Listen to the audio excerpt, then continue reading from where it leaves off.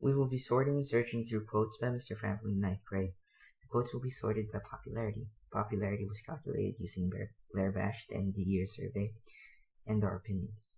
First quote, I think everyone remembers this, was said during discussion in Block B Chemistry about the National Science Bowl.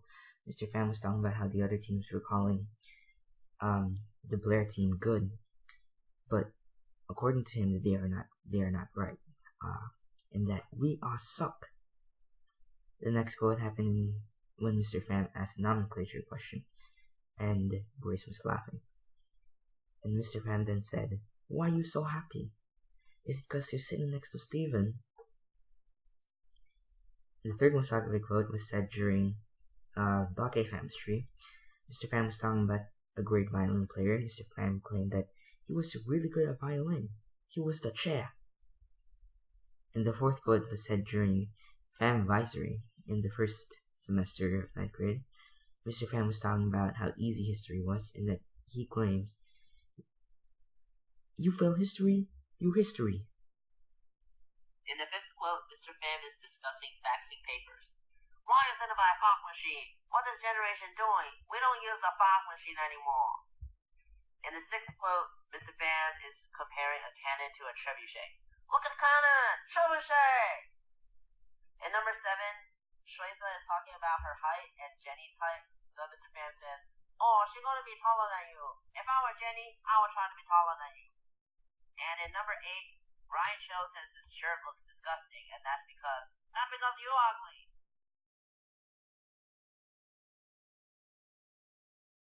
Okay, so let's mix it up, and let's use Quicksort to sort it back and get it ready for binary search. So in this algorithm, we pick the rightmost element of the array as the pivot. Then we divide the array into two subarrays, one array of all elements less than or equal to the pivot, and the other of all the elements greater than the pivot. If there's a subarray of length 1, then we know that that subarray is sorted. We also know how many elements come before the pivot and how many come after, so we know the pivot has already been sorted in, and we repeat the algorithm to the subarrays of length greater than 1.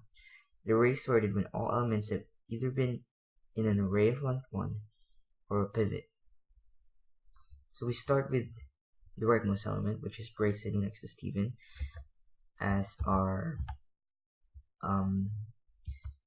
pivot. And so we just start to compare the elements of the array and split it into two subarrays. So we can see that 6 and 7 are greater than 2, so they belong to the right subarray. And 1 is less than 2, so it belongs to the left subarray, and so on.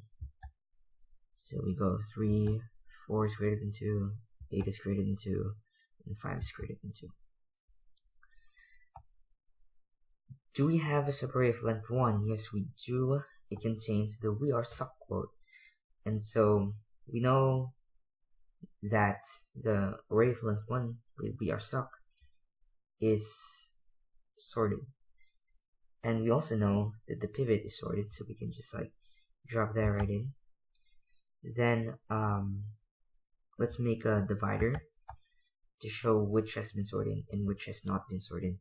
And let's also bold the "we are suck" quote and the Grace sitting next to Steven quote to show that they are sorted.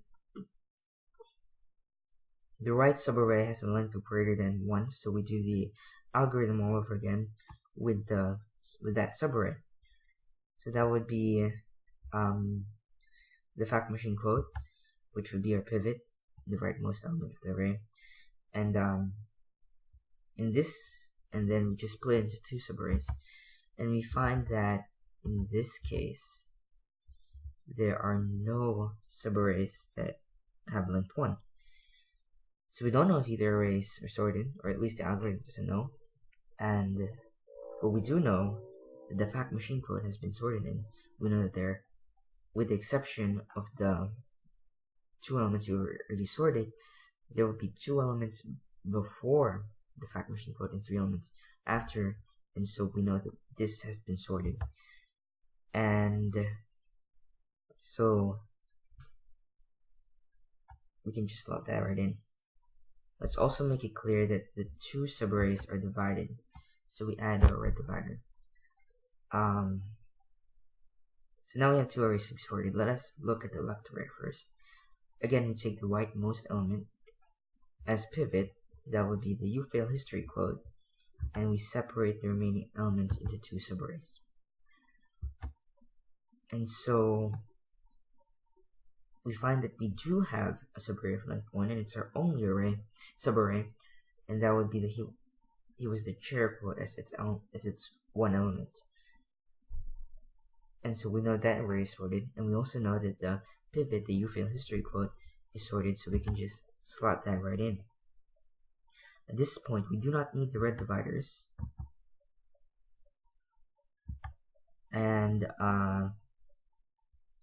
we can use a red divider after the fact machine quote because we want to show how the sorted part of the array is separate from the non-sorted part. So now we have a subarray of length greater than 1 subarray, and we pick the rightmost element to be a pivot, which would be the rancho is ugly, and then we just sort it into two subarrays, and we find that we only make one array because there's nothing greater than the rancho is ugly quote, and we don't have an array of length 1, so that means that we don't know if the cannon's trebuchet and Jenny's height quotes are sorted, but we do know that the pivot has been sorted, and so we can slot that right in. So then we can put another divider to show which has been sorted and which has not been sorted, and mainly just to, enclose what has not been sorted. Okay, and so let's bold the rancho quote to show that it is true. I mean that it is sorted. And now